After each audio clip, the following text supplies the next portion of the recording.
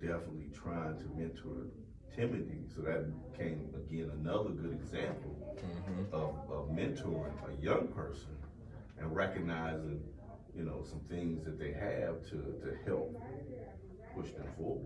Okay. All right. So it sounds like you already in the vein working with somebody else. Who else is trying to mentor people right now? Well, I am, being the announcement clerk at my church. I didn't do it myself. The pastor appointed someone younger Mm-hmm. for me to mentor too, and it's working out very well. But I was going to even go back further than uh, the age group of young people. Those young people are in families that have older persons. So if you are talking to the older persons, you have to let them know that you are acknowledging that you want younger people to participate in the church. Right. Absolutely. Absolutely. So, okay. So we're talking about the solution now. How can we derive to a solution about getting our millennials in? My brother here tried to make me have the whole solution. I told him no. That's too much like right. Right. You gotta come up with your own solution because every person and every church is different. We can't just categorize everybody under one umbrella like that. So you have to know what works for you.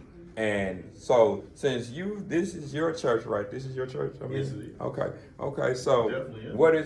what is some of the things that your church is geared toward for its young people right now? Okay. Outside of what you just told me about the young man outside of the church. Right. That you, okay. Okay. Every second and fourth Tuesday, we have children's church. Okay. And that's children, teens as well. But one of the things we do before they go to children's church is we acknowledge them as they lead the sanctuary. Again, they don't just go to teen church prior to church beginning. They come in and sit in the sanctuary, and then when it's time for that, then they will all leave out. We got them doing that, and then we got a team not only leading praise dance, but is a part of praise dance, and doing that with the young ladies. So again, she also has a older member from the choir who kind of I want to say mentors her as well to do that, the praise dance, and then we got Children's Day. Okay. So whereas when you come into church, you will see them standing like ushers. That's when they sing, and that day that's all they do because we haven't engaged them into any other. We haven't got them on the deacon side. We haven't got them with the mothers. We haven't got them. So again, there's about 3 or 4 things we kind of do to help them to be a part of the service.